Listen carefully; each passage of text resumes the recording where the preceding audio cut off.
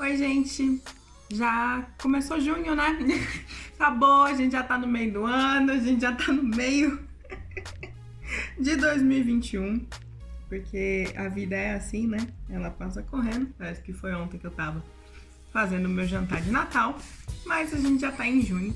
E aí, normalmente, né, nessa época, daqui a pouco, eu acho que mais pra julho do que pra junho, vão começar os vídeos da tag de 50% aqui nesse nosso universo literário. E aí, eu tava vendo meus vídeos antigos de tag de 50% e eu pensei que eu não tava com vontade de fazer a tag, mas que eu queria, sim, conversar com vocês sobre como foi esse meu primeiro semestre de leituras. Eu decidi fazer aqui, assim, tipo, sentado da cama e tudo mais, uma coisa mais informal mesmo, só para compartilhar com vocês sobre como que tem sido esse ano de leituras. Eu ontem bati, né, terminei o meu desafio do Goodreads de leitura. Então ontem, acho que foi dia 3, ou acho que é dia 3 de junho, foi ontem, eu li 28 livros, e esse era o meu desafio pessoal. E assim, é muita coisa, né? Tipo, se a gente for parar pra pensar, claro que dentro do universo literário pode até ser pouco, mas eu acho que você ler 28 livros aí em mais ou menos 5 meses, 6 meses é bastante coisa. E eu queria vir conversar com vocês com base no meu book journal. Então, a minha ideia é fazer como se fosse uma tag, mas ao mesmo tempo não é uma tag, sobre os livros que eu li esse ano com base nas resenhas que eu escrevi aqui no meu book journal. O meu book journal, eu vou ver se eu consigo gravar um videozinho dele com mais detalhes. Ele é da Moleskine, foi um surto de consumo que eu fiz. E aí no outro videozinho que eu vou gravar, que eu devo colocar aqui, eu vou mostrar mais detalhes dele por dentro e tudo mais. E eu tô usando ele desde o ano passado. Eu comecei a usar ele não foi em janeiro de 2020, mas eu comecei a registrar as coisas aqui em janeiro de 2020. E a ideia, então, é a gente conversar sobre os livros que eu li agora em 2021. Bora lá?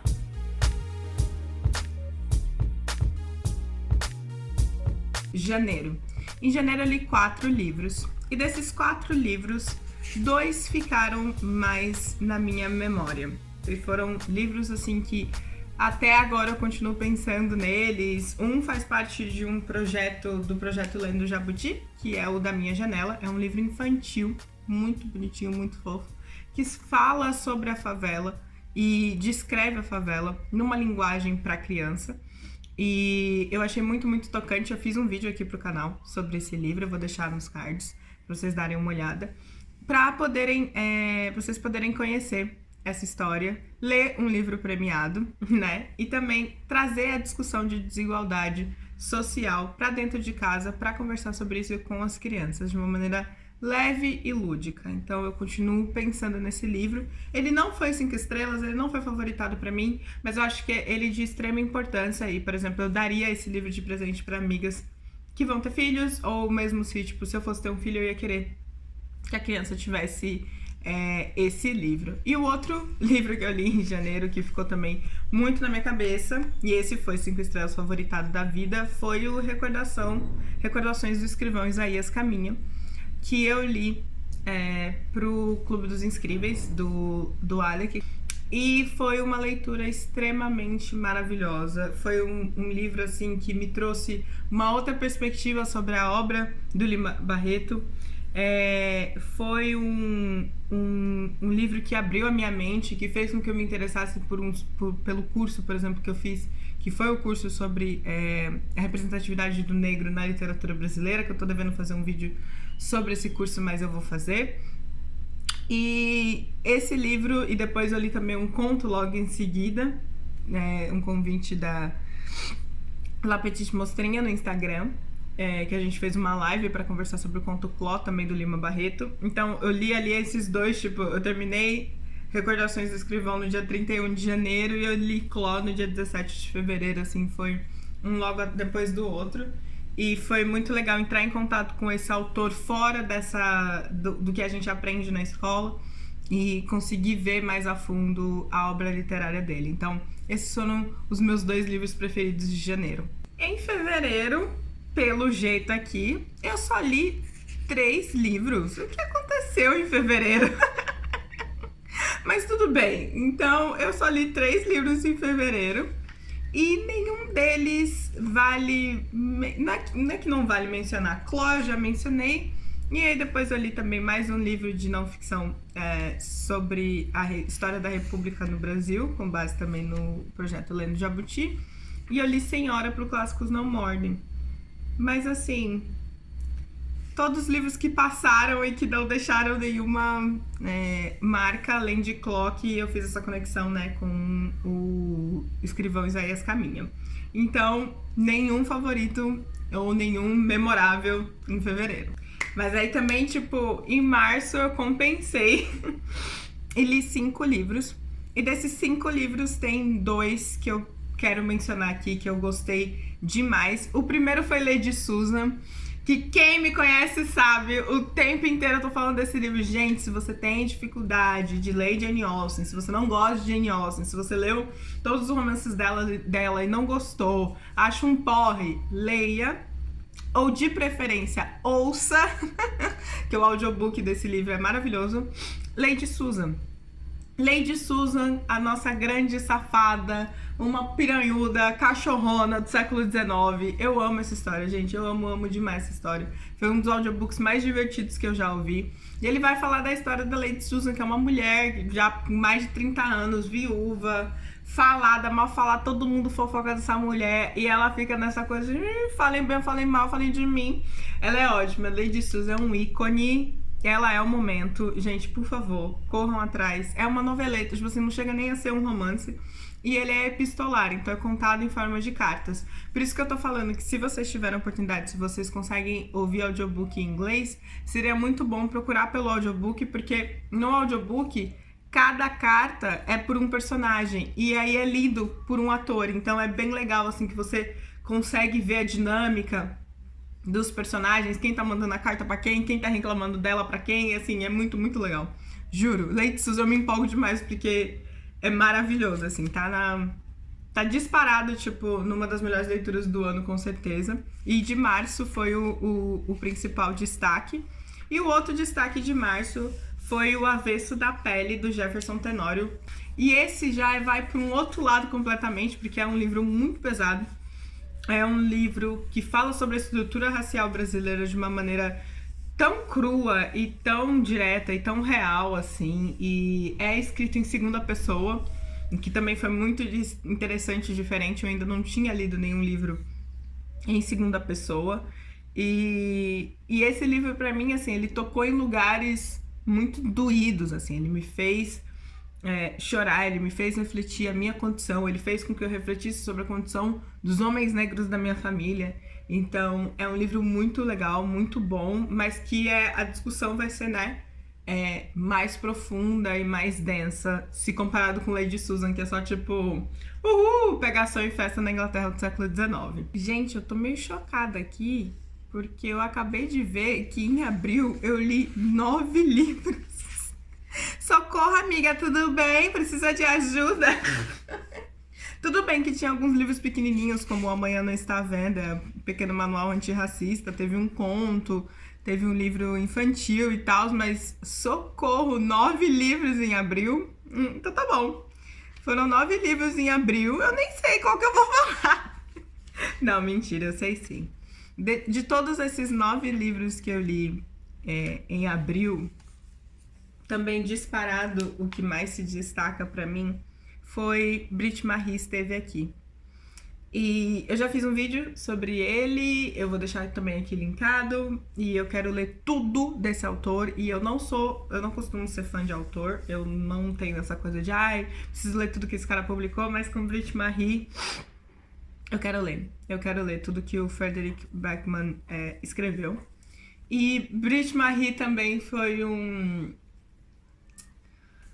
Ai, meu Deus, eu nem sei como explicar o porquê que eu amo tanto esse livro real, assim. É uma coisa... transcendental, assim, sei lá. E também eu vi em audiobook. E foi uma experiência muito boa. Muito, muito boa mesmo, assim, de tipo, socorro, sabe? Então, eu vou deixar o vídeo linkado aqui pra vocês verem um pouco mais sobre Britt Marie, mas conta a história dessa senhorinha que é traída pelo marido e decide começar uma nova vida, e ela acaba recebendo um emprego pra cuidar de um centro de recreação numa cidade, no fim de mundo da Suécia. Então, é isso, gente. Procurem Britt Marie. Ela é incrível demais. E aí, em maio, eu li 5 livros e foi o único mês em que eu não tive nenhum livro favoritado. E de todos aqui que eu li, de verdade, o único que eu gostaria de conversar e falar alguma coisa sobre é o Eleonor Olifante. Apesar de que ele mudou, eu já tinha dado 4 estrelas quando eu terminei de ler, mas depois eu aumentei para 5 estrelas, mas eu não coloquei como favoritado. Eu vou deixar também aqui nos cards a live de discussão, porque a gente fez essa leitura lá no projeto Olá Raio do Sol dos Meninos do Lago nos livros. Então a gente teve a nossa live de discussão sobre Eleonor, que fez com que eu mudasse a minha nota, que minha nota estava entre 3,5 e 4, eu fechei em 4 e durante a discussão eu percebi que era assim 5 estrelas. E Eleonor também foi uma coisa que a gente até conversou bastante na live, que a gente foi esperando uma história meio rasa, uma coisa meio chiquilite, assim, divertidinha, que vai falar sobre, ela é esquisita e ela não consegue se conectar com as pessoas, mas ela vai encontrar o amor e vai ser feliz e não sei o quê, e tipo assim, acabou que foi uma outra coisa, foi um outro rolê ali, foi muito mais profundo a história, a coisa tomou um rumo, assim, bem, bem diferente. Então, Eleonor, se você ainda não leu, vale muito a pena ler. E um outro livro também que eu li em maio, que eu não favoritei, mas que foi 5 estrelas, e que ele pra mim agora é como se fosse, infelizmente, né? Ele é como se fosse um reflexo um pouco do reflexo da minha situação enquanto imigrante, e eu acho que da situação de todas as mulheres negras que são imigrantes, e de todos os imigrantes no geral, mas principalmente das mulheres negras, que é o Cidadã de Segunda Classe, da Bushi Mecheta. A gente leu ele pro Clássicos Não Mordem, e ele vai contar a história de uma mulher que vai pra Inglaterra para viver com o marido. Ela sai da Nigéria e vai pra Inglaterra. E ela conta sobre esse rótulo, né, de cidadã de segunda classe que ela passa a ter a partir do momento que ela é um corpo negro e pobre e feminino num país estrangeiro, e o quanto que isso acaba impactando ela, a forma como ela cuida dos filhos e tudo mais, e essa relação com esse marido dela, um babaca. Mas é claro que, né, eu não posso nem comparar, assim, a vida que a Ada teve com a que eu tenho por aqui, mas eu entendo esse sentimento de parecer que você nunca é, sabe, um cidadão pleno. E esse livro trata muito sobre isso. E aí, como eu ainda não tenho os livros que eu li em junho, eu vou falar pra vocês os livros que eu estou lendo agora em junho. Eu já terminei Mikura, que é um conto do Arthur Azevedo. Eu li pro Desafio Representatividade agora de junho, foi bem legal. Mas é um conto curtinho, então não teve não consegui me conectar muito com a história. E, além disso, eu tô lendo Futuro Presente, que é um livro de não ficção que fala sobre a história da tecnologia. E eu tô tendo problemas com esse livro porque ele é brasileiro, mas ele em nenhum momento adressa a situação, os reflexos e os impactos do desenvolvimento tecnológico para a realidade brasileira. Isso eu senti tô sentindo um pouco de falta disso no livro. Vou começar Love Star, que é um livro de ficção científica sobre romances instantâneos ou alguma coisa assim. E vou ler também a peça Vestido de Noiva, do Nelson Rodrigues, que é a escolha desse mês de junho para o Clássicos Não Mordem. E eu também estou ouvindo um audiobook do livro Let's Get Back to the Party, É um livro que conta a história de dois personagens gays e eles se conheceram na adolescência. Eles tiveram ali um flerte, um romancezinho na infância, passaram-se 20 e tantos anos, e aí eles se reencontram e cada um deles tem uma visão muito diferente e uma atitude muito diferente em relação a movimentos sociais, em relação à militância LGBT, QIA+, a forma como eles lidam com a sexualidade deles. Esse livro, ele se passa ali nos primeiros meses depois que foi aprovado o casamento homoafetivo nos Estados Unidos. Então você tem as vozes desses dois personagens, um que é melancólico e que quer casar e que se apega ao passado. Ele é um apegado, meu Deus do céu. Eu fico assim, ai, Oscar, pelo amor de Deus. Não é nem o Oscar, é o outro, Sebastian. Ai, Sebastian, pelo amor de Deus, sabe? Vai viver sua vida. Já passou, esquece, tá tudo bem. E do outro lado tem o Oscar, que ele se auto-intitula cachorrão piranhudo mesmo, e que ele não tá nem aí, ele só quer passar o rodo, e ele tá muito puto com essa coisa de as pessoas que ele conhecia, que também tinham essa mesma vibe de pegação que ele tinha agora formando família, de que ele vai na praia, tem uma cena que ele vai pra praia com os amigos, e aí agora, tipo, você tem casais que estão adotando crianças, então tinha uma criança na praia que era só dele antes, e tipo, só da comunidade dele. Ele briga com uma mulher que vai num show de drag, mas ele tem razão em brigar com ela, mas ele reclama dessa coisa das mulheres heterossexuais que se aproximam de homens gays, que se aproximam de locais, de baladas, de boates e de shows que são predominantemente focadas, né, e voltadas para o público gay, e essa invasão dessas mulheres que acham que aquilo ali é tudo festa e que o pessoal tá lá para entreter elas e tal. Então isso também achei bem legal. Então tem essas discussões. Então tem esses dois que tem ali mais ou menos seus 30 e poucos anos. Esse livro é muito bom. Esse livro também eu acho que se eu conseguir terminar ele em junho, ele vai com certeza entrar aqui para essa lista de destaques do ano. Então você tem esses dois personagens com 30 e pouquinhos anos. Você tem um escritor mais velho, com seus 60, 50, 60 anos, que conversa com o Oscar, ele tem um contato ali com o Oscar. Então você tem essa geração desse escritor em conflito com essa geração de 30 e poucos anos, e você tem o Sebastian. Então, enquanto o Oscar ele tem essa relação com esse autor, o Sebastian ele é professor. E ele tem uma relação que eu estou começando a ficar um pouquinho preocupada com um dos alunos dele, que ele tá no ensino médio, acho que tem 16, 17 anos, e ele é abertamente gay, a família aceita, ele, na mochila dele tá cheio de bottoms e adesivos, e ele coordena o grupo de alunos LGBTQIA+, na escola. Então, assim, super militante, super bem com quem ele é. Coisa que o Sebastian, né, ele vai o tempo inteiro ficar relembrando de como foi a adolescência dele. De o quanto que seria absurda a ideia de ter um jovem, ou de ser um jovem igual esse aluno dele, na época que ele tinha a mesma idade.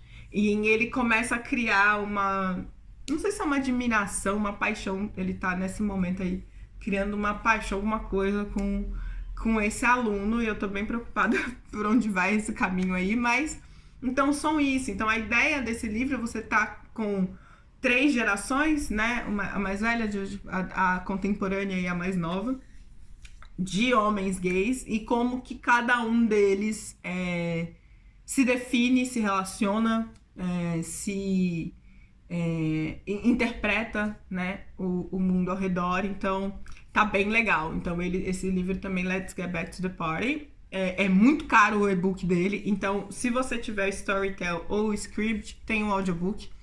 E também é bem legal porque são 2 atores, então a gente ouve o Oscar e o Sebastian o tempo todo com atores diferentes, então é bem legal. Então vale a pena correr atrás do audiobook caso você consiga ouvir audiobook sim em inglês. Então, são esses os meus destaques, então, do ano. Não vou fazer a tag de 50%. Espero que eu tenha conseguido aí indicar para vocês alguns livros, algumas opções. Esses foram os destaques até agora. Eu já tenho alguns livros que eu sei que vão ser favoritos do ano mesmo, mas por enquanto são esses. E uma outra coisa também que eu queria trazer aqui para esse vídeo é que eu decidi parar de anotar os livros que eu abandono. Eu tenho uma fama de abandonar bastante livro, e eu fiquei vendo lá na tag do 50% também fala sobre livros que te decepcionaram e tal, não sei o quê. E essas tags também de final de ano, eu sempre tinha uma seção para livros que eu abandonei. E eu decidi esse ano parar com isso, parar de ficar anotando e traqueando e tipo, ficar gastando energia com isso, entendeu? Então, hoje em dia, então, agora eu abandono só e não anoto em lugar nenhum. O fato também de eu ter saído do Scooby e ter migrado pro Goodreads acabou meio que também dificultando a minha forma de acompanhar os meus livros abandonados, mesmo eu tendo criado uma estante para isso. Então eu decidi que eu não vou gastar mais energia com livros abandonados. Eu vou focar então para essas coisas de final de ano, meio de ano, destaques do ano e tal. Eu vou focar nos livros que eu tô gostando, nos livros que eu tô amando. Mas eu não vou deixar de falar mal de livro, não. Porque todo mundo que me conhece sabe que eu falo mesmo mal de livro, mas eu não vou mais focar tanto a minha energia com isso. Espero que vocês tenham gostado. Eu vejo vocês no próximo